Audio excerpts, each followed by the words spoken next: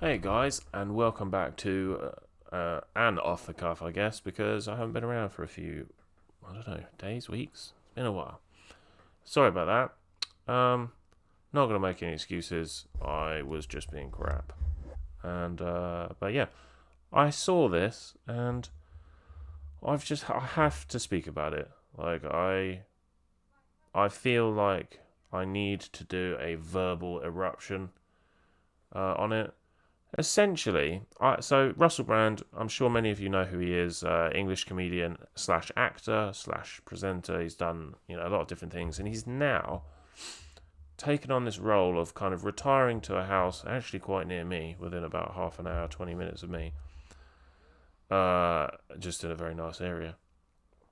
And he essentially is like this spiritual guru. He is gonna sit and talk you through as somebody that was a drug addict for 3 or 4 years, and so he's walked that rope, and he has also been a massive celebrity. He's hung around with massive celebrities, married to mighty fine massive celebrities, and now he is going to tell us what we need to hear. Now, I do agree with many things that he says. I think he is definitely more of a overall good thing. Now, I know some people will hate to hear that, because there are some people that are extremely traditionally conservative, and so much so that they can't bear anything he says. But I don't care. I'm sorry. I mean, I do care that you have an opinion, but I'm going to have my opinion, and that is it. Now, I've actually met him in real life, and unfortunately, because many times you want to think these people are dweebs in real life, and they're really different, he's essentially a quieter version of who he is here. He's very nice. Yeah, it pains me to say that. We were in a situation where he really could have been an asshole. I mean, he really, really could have been. And he was amazing. Like, he was really sweet, really nice guy, and yeah, I left feeling slightly more angry at the world. No, I'm joking. Yeah, I left feeling pleasantly surprised. Very tall as well. 6'5", I reckon. 6'4", 6'5". But he's wearing all his boots and whatnot. But yes. And if the American dude that just happens to be watching this, that introduced me to him in England on Air Force Base, I hope you're doing really well. Anyway, so yeah, here we go. This is kind of linked into a lot of comments I've seen recently about late stage capitalism. Isn't it great we're seeing the end of late stage capitalism? And that really freaking pisses me off, because it's usually by 18-year-olds, 20-year-olds, 23-year-olds, or at least people that have not used their brain, in so many years since they left school, that they essentially are an intellectual 22-year-old. Maybe they left school at 16, 18 and didn't really bother thinking about things until they were 30, and now they're 30 and they're like, yeah, end of late stage capitalism. And I will go through why this is the wrong thing to think. Maybe not the wrong thing to think. Yeah, actually it is. This is the stupidest thing you can think, to be celebrating the end of capitalism. But here we go. Let's listen to what him, and more importantly, his guest, have to say. Do the liberal mainstream really want a fairer society for ordinary working people, or are they a bunch of lying hypocrites? On my podcast, Under the Skin, available from Luminary, you can get it on Apple, I spoke to Dia Khan. She's an activist who confronts a lot of people around hate speech and all sorts of issues. But in this conversation, we speak specifically about the failure of the left, the phoniness of the left, and the neglect of ordinary working people by apparently progressive parties. Have a look at it. Let me know what you think of this conversation.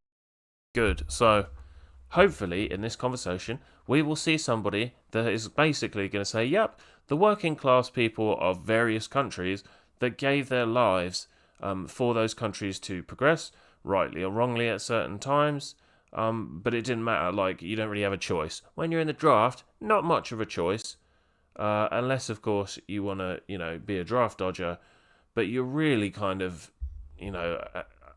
I don't think that's a good thing to be. Not like in itself, but for the fact that if everyone was a draft dodger, then you would all be murdered. Like, because they're not just going to put up with the whole country doing that. Anyway, I'm drifting off point. the point is, let's see if these people come up with the basic truth, which is that yes, the working class people of various Western countries have been completely left behind and shat on. And, maybe now they're going to get their time in the sun. Or will they say something else? I don't know. Do you think that the liberal progressive ideology, the liberal progressive mainstream, have failed in addressing these issues, partly because there is no solid intention to create a fairer society, that in fact it's a kind of insipid movement in the main? I'm not talking about... So I just want to stop. This fairer society thing, this is something that I'm not completely in... I'm not at all in agreement with Russell Brand about. And I don't know why we're starting that question off. So the title is how everyday people were screwed by liberal politics. And then the first question is about creating a fair and equal society. How have we not created a fair and equal... I don't understand, like, what you want. Like, an equal society. What is, like... We have people, I am one of them, who are amongst the poorest people... certainly, like, by income and, like, future inheritance or anything, any of that crap, which I don't care. I'd rather have my family than X amount of money. But, like, I'm definitely, like, in the lowest 10%, I would say, of my country. But because my country is fairly wealthy, for whatever reasons, I don't give a crap if people think they're right or wrong, that puts me in still a fairly nice position. I have a roof over my head. I have a nice bed. I have a computer. I also have a phone. I have food. My son goes to a nice school. Now, I just don't think that if I was, in this level, for whatever the reasons are, if I was at this level in Zambia or even somewhere like Ecuador, or even other, rising countries like Thailand, certainly China, Russia, maybe. If I was in the lowest 10% there, would I have the same standard of life that I have here? Because I know that the answer to that is no, I wouldn't. I'm very lucky to live in this country.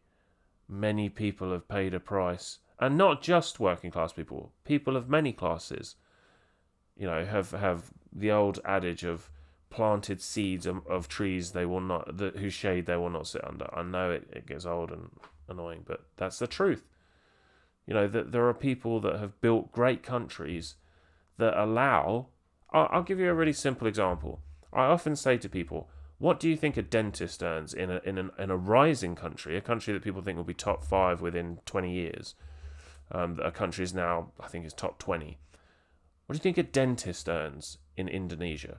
And people are like, 20 grand, 30 grand, US dollars. I'm like, no, it's $8,000. What are they doing different to American dentists or British dentists? Maybe we shouldn't use British dentists, but let's say Western dentists. What are they doing differently? Well, nothing, not really. And they probably got a harder job as well. Yeah. So why are they getting paid more? I mean, paid less. Well, it's just a poorer country. Right. Bingo. So a bricklayer in Zambia. I really hope Zambia is still the name of Zambia. I know how places like to change their names. If a bricklayer in Zambia is earning $1.20 a day, and a bricklayer in Louisiana is earning $200 a day, are you better or worse off? Like, I understand costs of living vary, but they don't vary that much, let's be honest. Anyway, I'm getting carried away. I just don't understand, like, what is this equality you want? Like, do you want an enormous raft of robot people all having exactly the same? Or perhaps do you want it to mean that if person A puts in X amount of effort, they get Y, And if that's the case, then every other person that puts in that effort should get Y, because that's also not possible. And Russell is a perfect example of this. Like, you can look slightly quirky, which he does, for good or bad or whatever. You can look slightly quirky. You can be funny, blah, blah, blah. And you can be a multi-millionaire or not. And unfortunately, that is the way things will always work. Like, there are not enough resources for the sort of spoilt brats in the West to decide that everyone that's funny should be a millionaire. Or even everyone that's funny should be comfortable, super comfortable. And let's be honest, most people in the West are comfortable, just a fact. Like, when they tell you the things about poverty, like, blah, blah, blah, poverty. No, they're normally talking about abject poverty, which I think in the UK, I shouldn't make up figures because I can't remember exactly, but I know that poverty is essentially the median two-person household income of like the average lowest wages. So it's something in the UK, it's something like 30,000. So if your household takes in less than 30,000, then you are officially in poverty. But if you're in a single person household, you are going to be taking in less than 30,000, and you can still live a fairly comfortable life. If you're renting a house for $750 a month somewhere, I know some cities are very expensive, but like when they say 20% of the country is in poverty, or it's never as they say it is. Show me the actual figures. I want to see the actual figures, because whatevs. Individuals that are sort of activists and are directly involved in social justice or whatever less sort of tainted term you would use. But I feel that for the last 20 or 30 years, working class people, regardless of colour, but it seems that the rise of ethno nationalism would suggest that white people, perhaps in particular, have felt left behind and let down by the parties that were established to support their rights and needs. The Labour Party in this country, the Democrats in America, and the same way as the neglect or unwillingness to address sort of extreme, unpleasant criminal abuse issues such as the grooming gangs has led to that territory being claimed by the right. A failure to address the economic needs of the majority of people, the very people who lay down their lives or whose families laid down their lives to establish these nation states, who were required economically for since the Industrial Revolution, who are no longer required and are now being discarded. Does a lot of the blame for the rise of the right lay in the hands of progressive people? So everything he said just there is correct, and I am fascinated to hear her answer. The people who was, like I said, I guess, like the people who were required to give this country the standard of living that it has, to give the country the wealth that it has, the reason that people desperately want to come here, and they're clawing their way to be here, and I don't blame them for wanting to come here. Basically, free money in places. What has allowed that? Those people's ancestors are being pissed on by a small group of loud, either self-loathing cosmopolitan whiteys, or but occasionally, but much more rarely, by maybe people of colour in the UK that have sort of come here. Maybe their parents have worked really hard, and grandparents worked really hard as well. Maybe they haven't. Maybe they just came over and their dad was a doctor from Nigeria, and here they are, and happy days. But yeah, I mean, that's 100% the truth. And it absolutely is the truth as well that the left sweep, and not just the left in this case, but definitely, Labour sweep these terrible, terrible crimes crimes on these people. The people who are the children that built this country. I don't give a crap what people say. That is a fact. The people who built this country, their ancestors are completely neglected by Labour. And then Labour are like, vote for us, yeah? Yeah? Vote for us, yeah? No. What? Okay. People. Yeah. It does, huh? I'm really sorry to say I think so, because I think if we hadn't let down our sort of natural constituency, which is the working class, which is the poor, which is the disenfranchised, the people on the margins, the people who are struggling to kind of hang on to a dignified life. I feel like we've handed those people over to the Trumps of the world. We've handed those people over to the Nigel Farages of the world, and I think that's on us rather than on the people. The deplorables and whatever, all these kind of terms that people have been using about this group of people, I think is actually disgusting, and I think it's counterproductive. I think the economic, social and political grievances that a lot of people have within the poor and the working class communities, both in this country and also in America, are absolutely legitimate. And I think the fears and insecurities and the growing inequalities that are absolutely apparent. So that's interesting. I mean, that's good that she says that. I hope that she kind of backs it up with some more substance. But I wonder what she means by like the Trumps and the Nigel Farages. Look, people are not stupid. They know that people like Trump and Farage also have their own agenda. Like some of it can be narcissism. It could be like I'm going to do what the people want. But deep down, it's because I just want to be loved by a good list. But that doesn't matter.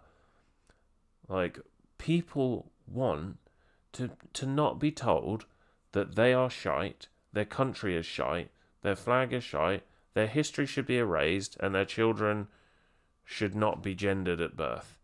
That is the absolute last thing people want to hear. So, yeah, I mean, let's hear it. I don't know. I guess I'm just saying, like, I don't know what she means by handed over to people like Trump, people like Farage. You can not like them, and you can think that they have their own agenda. Of course, they probably do. Well, of course they do. I mean, everybody does to a degree. I mean, having your own agenda doesn't mean you're an evil person or something. But yeah. Anyway. I think we on the left and on the progressive side are not addressing globalization, the way our economic systems are structured are detrimental to a lot of people. They're only benefiting a very, very tiny group of people in our societies. And unfortunately, groups like this are completely, their feelings are legitimate. Their sense of alienation and grievance. That's exactly right. Anybody with more than 3 brain cells can tell you globalization is a means to one end. That end is a small group of rich people, a large group of workers. And if you're in a country that was fairly high up, like let's say the UK, I think we're now number 5. We were number, they have jostles around, but we were like number 7, and we overtook India or something. I don't know. The USA number 1 or 2, number 1, I guess, until China tries to take over. If you're in a country like that, let's say France, Italy, Germany. I'm sorry if I left you out. Denmark. If you're in one of those countries and you were, let's just, for the sake of argument, go along with what these people say, like middle stage capitalism, and you were one of the worker bees in one of those countries in the 80s, in the 60s, 70s, 80s, 90s, whenever, or even before that, and now, and yet back then, I'll give you an example actually, in the UK, a lot of people don't know, many like factory workers in the 80s were earning £40,000 a year. Like, that's a vast amount of money. I mean, even now, that's a nice chunk of money. That's way, I think average is 26,000. So, and back then they were like, we need the unions, we're so badly treated. Well, now we've got to the point where the wealthiest people in the world have banded together and they've said, For any of our manufacturing, we're going to go here because it costs us, 90 cents an hour to get these guys to build our, wooden tables or our car dashboards. Or, okay, where are we going to get the money for people to buy our highly priced products from? Well, we're going to go to these countries that were incredibly rich and powerful once, and their children and grandchildren who are benefiting from. Why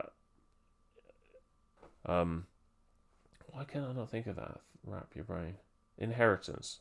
My God. Good Lord. I feel like what's going on, man?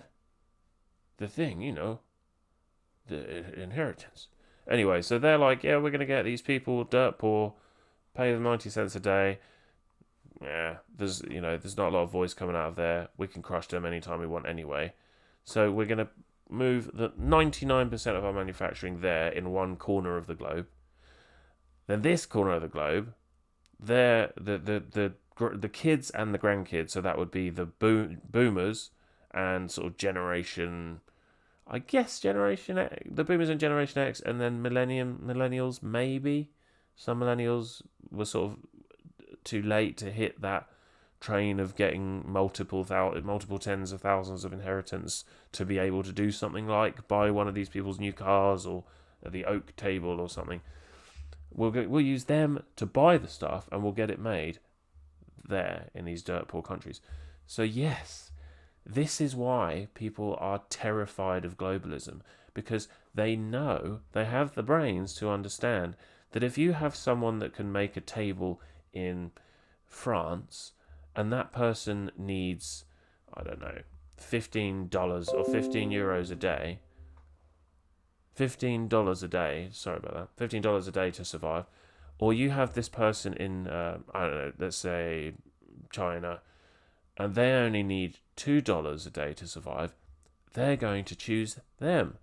Now, what are those people's grand plan to solve this? Well, we've heard a few suggestions. One of them is UBI. Problem with UBI is that I've read, I've done so much stuff on UBI, it pains me. So believe me, I understand UBI to the fullest. But it essentially comes down to one thing, which is you need to produce something to be able to swap that something or service for something back or service back. So for the people that are saying, well, we'll have, 500 million people will be the worker bees, and then obviously you'll have your sort of million or so, or I don't know, million or so millionaires and billionaires at the top, and then everyone else in between, we can just sort of lie in a vat of jelly and, be plugged into the internet and just computer games, and then one day when we die, they'll dispose of us. And don't be freaking moronic. Like, once you're done, they will be done with you. They don't care. No one cares enough to look at the people that they discarded in Appalachia in America. Look at the people they've discarded in the north of the UK. Cool, thanks for building all our stuff, digging all our coal and that. Thanks for building this country. We're now going to let you rot in a sweaty pile of opioid-addicted insanity. Your kids can, barely get a proper education. They don't like you. They don't really know you. Listen, these people do not care. If you think that they're going to start supplying you with free money, editing here, and I thought I could put that in a better way. If you think that people are going to give you sustainable value, so I don't mean like they're going to borrow or steal $3 billion off you and then give you $2,000 a month for a couple of years back, but that $2,000 a month is losing value, as are the tiny amount of savings you might have, and everything that you want is becoming less and less attainable, then you're crazy. That's what I mean. Like, I understand that they often try and buy people off, but they're not giving people free, sustainable, reliable value for the future. And free entertainment, you are not bright. So yes, globalism is not this kind of magical end-all be-all. It would be great if everything had grown at the same rate, but as it hasn't, globalism is just a way of robbing from one side of the world, and maybe it's a sort of weird, like, cosmic justice. You know, who am I to say? But it is just a way of filtering stuff from one side of the world to the other, and that is what we will see. Anyway, let's see what she has to say next. This is absolutely, and vulnerability and insecurity is absolutely legitimate, but the way that they're choosing to sort of express those grievances and to make an other and place all the blame on Muslims, on immigrants, and on all these other people, as opposed to on the system that is absolutely underpinning those inequalities, Wow. I think is a great shame. So and that's our, I think, failure. So what you would agree that the feelings are legitimate, but Yeah. the targets are erroneous. Yeah. Now- And this is the conversation, going back to good old Jeff again. This Good is old Jeff. Good old Jeff, the conversation, commander. the commander, exactly. The conversation, the reason that we spoke for 5 hours instead of 1 hour was that we kept talking about this, and I kept saying to him, look, can you see that the immigrant man or the Muslim man that you believe is your enemy, can you understand that he's actually in the same boat as you?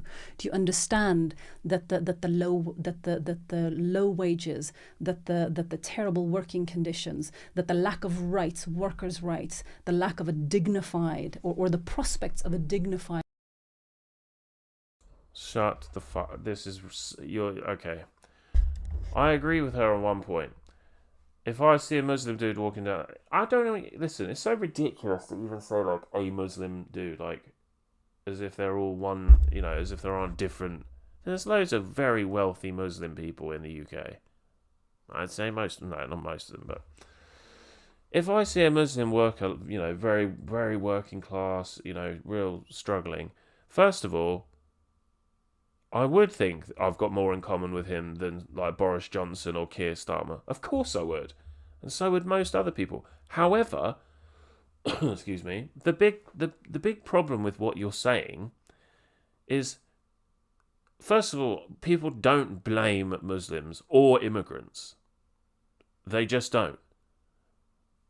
What they do say is that if there are 500 jobs and there are 700 people here, and you invite another 200 people, that's going to make it very hard, much harder, for me to get a job. And then if you invite another 700, that's going to make it really hard for me to get a job and my child to get a job. That is people's issue. Nobody cares whether you're from A or B or Bongo or Zongo. Nobody cares. What they care about are, there is a problem, and this is not helping the problem. Added to that, so as well as the fact that you're now making it harder for them to get a job, you're now changing their culture. So the street that they grew up on doesn't look like the street they grew up on. The spa that they used to go to as a kid and see Jerry, and Jerry would give them a free chocky bar and he'd talk to them about the local football team, that's now a mosque. And then people see, you know, Muslims going to pray at the mosque, and nobody thinks, oh, filthy, I can't bear that. They just think, well, bugger me. That doesn't look a lot like it used to, does it? So, not only are they having the actual problems sort of personified, unfortunately, by some of those people, it's also changing the life they do have. So you're saying that their life sucks, or it's got a lot worse. Are we admitting that things change? That, like, if you make 40% of a town one singular other type of, like, a race or ethnicity, especially a type that has a lot of culture, and I really admire that. Are we going to admit that could change things? So if you've got a race, ethnicity, like the white Brits, that are very loose. I mean, let's be honest, they're not exactly the tightest knit people anymore. You've got all sorts of different religions. The vast number are irreligious or atheist or agnostic. they, support all sorts of different teams. Their kids go to all sorts of. They're just. Let's put it this way: There aren't many Muslims wanting the end of Islam or even like the end of Muslim people, and there shouldn't be. But there are a lot of white people that are pushing for the end of white people and literally laugh about the end, like the fact that white people are being reduced. Not being reduced, but being outnumbered in America. Now, again, none of this, like, to me, none of this deeply matters because I'm kind of looking for a solution. And I don't think worrying about, like, once something's happened, you can't really undo it. But I think it's hilarious how people sort of dance around the topic, and it's like, no, it's very simple. You added loads of people in, which meant they couldn't get jobs anymore when you were already telling them and making it harder to get a job. And then you flooded their towns with people that didn't do the things they did. It's nothing to do with them not looking like them. I can tell you this for a fact. Most working class English people do not care what colour you are. They don't, and that is a fact. They care about how similar you are to them. Even if you've got a different accent or whatever, you share a similar sense of humour, you have similar values, certain things shouldn't be done, and stuff like that, then you'll get on like a house on fire. Yeah. So let's see what else she has to say. Life, he is robbed of just as much as you. The fault doesn't lie with that guy. The fault lies with another white guy or the symbol of another white guy, which is Donald Trump. You have more in common with the immigrant man. I'm not Jeff. You don't have to convince me. No. I'm a nice lad from Essex. Now, listen, and he agreed. How could he not? Now, dear, what do you think it's a coincidence that potentially the most mobile and potentially aggressive aspects of our domestic community, you could say sort of like far right extremists or white nationalists, white working class movements, and Muslim communities, and that sort of the young men at the beginning of our conversation we talked about how sort of young. I feel like we should differentiate between white working class movements and white supremacists and far right movements, Russell? Should we? No? We're just going to leave that? Okay. Young Muslim men are attracted to sort of violent groups that are like violent groups, and white working class men are attracted to white violent groups. Do you think it's a coincidence that these? I'm sorry, what? I'm sorry, what? So you just said white working class men, far right men, young Muslim men. How some young Muslim men are attracted to very violent movements. Some far right white young men are attracted to some very violent movements. What? What are you talking about? Where, Russell? I don't see any white Talibans springing up. Where are these hordes of white men beheading people on the shores of Sussex? I don't see that, Russell. Like, how have people gone so insane that you can compare? Like, I don't even know what groups you're talking about, Russell. Name me some groups that go around battering people daily or monthly or even yearly, Russell. Like, Jesus, we know about a few groups of like 150 people that occasionally, once in a while, will go and protest somewhere that I don't even know the names of. And then, I don't know, who have you got in America, like, that... I don't even know of, like, any far-right white super... I mean, obviously, like, we had those 6 members of the KKK, but, that was kind of hilarious when there was 1,500 Antifa and 6 members of the KKK. Proud Boys, but they're not a far-right white supremacy group by any means at all. They're just, as far as I know, just a kind of pro-Western, pro-America, pro kind of freedom, democracy, and capitalism, I guess. Basically everything that the far left hates. So no, Russell. we don't need to talk about what we're seeing where some young Muslim men are being attracted to violent groups and some young white men are being attracted to violent groups. Jesus. Mary and Joseph. These two groups have very similar feelings, very similar grievances, are behaving in similar ways, find that their anger and rage is directed at one another. When you just said that the systems that underwrite the problem actually benefits from that polarity and sort of tribal adversity. I think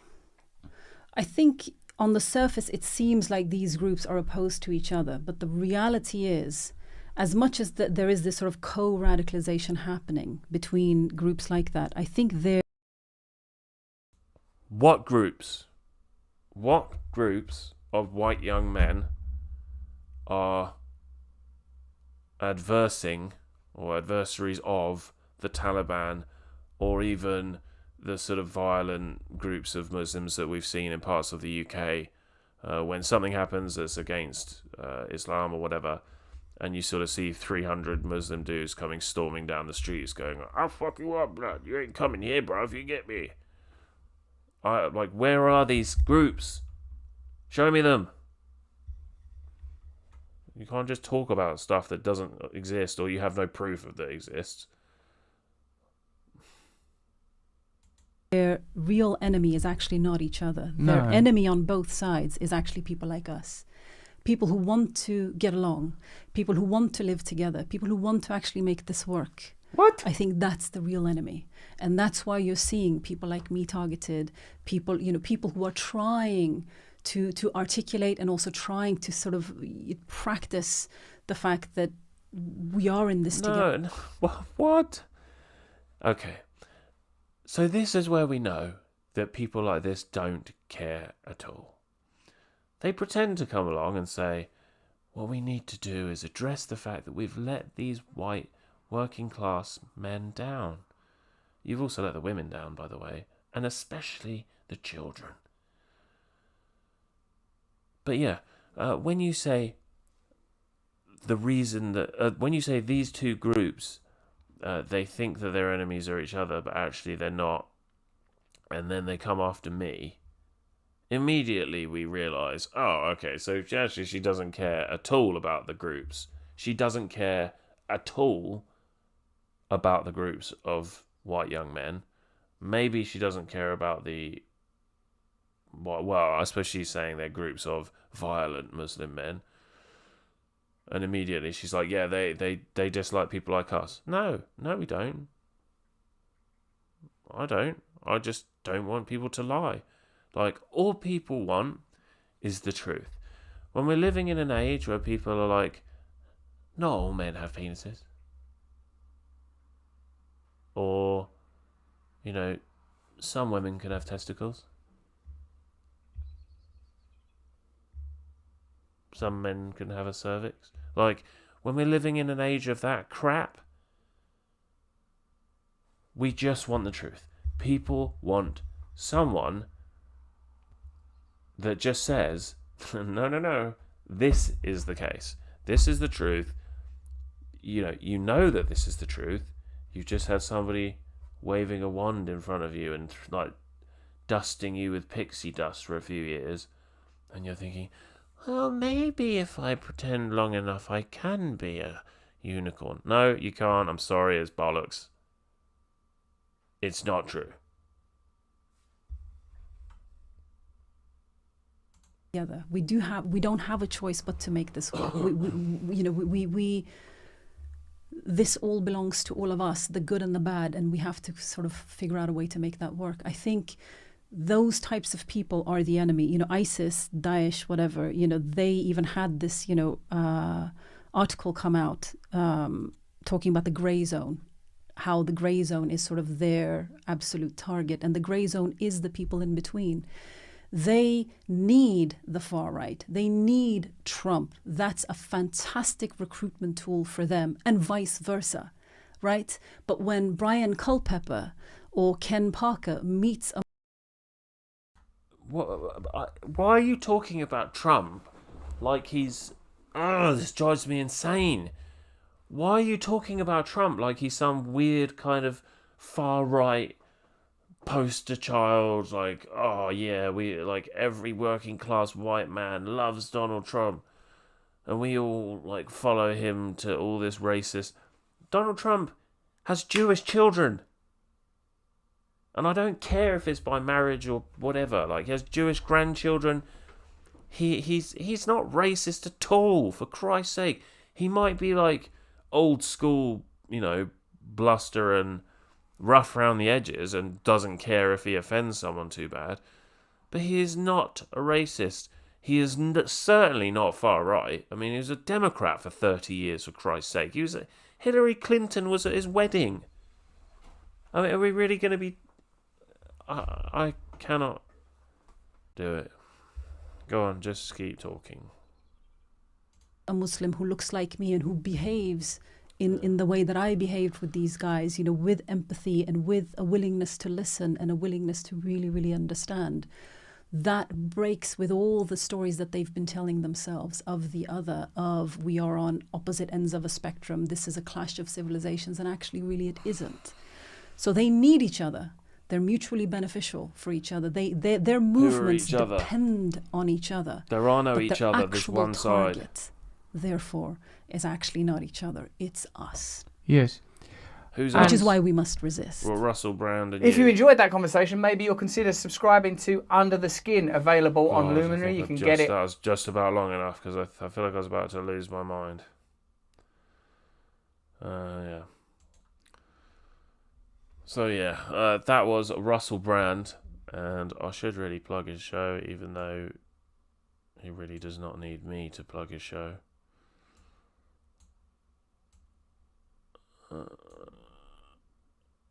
Well, he doesn't even have what his show's called, so bollocks to you. Awakening with Russell Brand.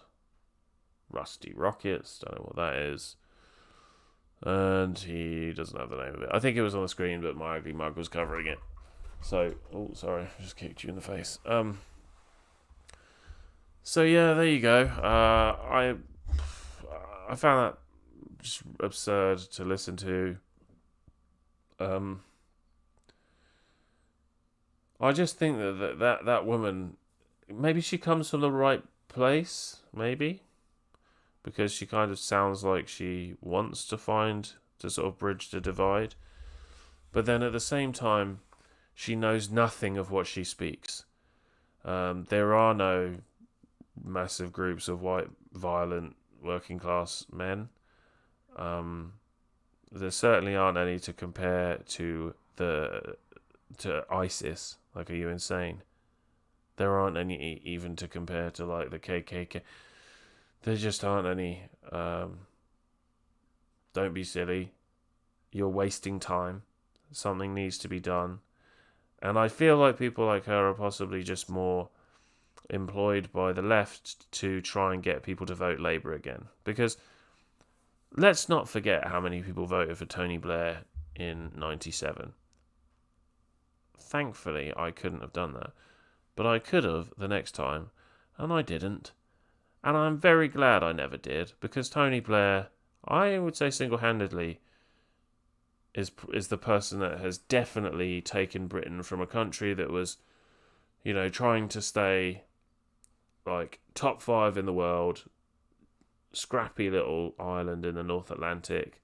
Empire days are over. It's handed them back very kindly, and now we see China just taking its own empire. So maybe that was a stupid move.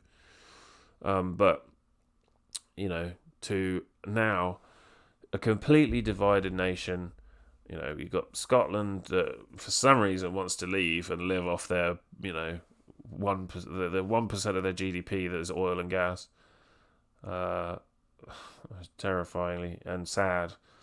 And obviously he is at fault because of the Supreme Court in London that was set up by him to essentially control whoever came in after him by packing them with life-term judges, because we never had a Supreme Court, before 2008. So that was installed purely for Tony Blair. So there you go.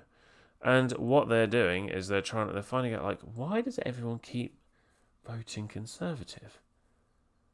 Or perhaps once like Lib Dem. And the answer, as they know, is because people understand that Labour fucking hate you. They hate you. They hate your children. They hate your history. They hate everything about you. But what they do need from you, if that's okay, is your vote. Could we just have your vote? So I feel like they're paying people like this woman to kind of go out and say, yes, this is really what's going on is this, and people have been wronged, but really we need to band together, because the people that really did you over were the white Tories, and it's like, look, all politicians are garbage. Garbage? Where did that come from? Too much YouTube. All politicians are rubbish. We know this, but some are better than others. And more to the point, if you're given a choice, people are often like, well, if you're given a choice of dying by fire or drowning, first of all, I do not think that is the choice between like one party and another. But if you say to me you're given a choice between drowning and burning, I will answer that question, because I know one is better than the other.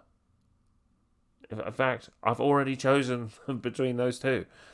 So, most definitely, if I get a choice between like a party that is utterly horrendous or a party that is very crappy but has a few good members and a couple of good policies and will at least slow it down, I will do that. Now, I will vote for them. Now, I totally appreciate people's point that, well, why don't you just let the whole thing burn and then start again? Appreciate that, except I don't really want my child to be around for when we're letting the whole thing burn and imagine all the things that the far left say that you hate, everything that winds you up. Now imagine that. It's not hard to imagine, really, is it? Mainstream, 24/7, everywhere, 100%. The Queen of England's trans, and this person's doing this, and 4-year-olds doing heroin and whatever else.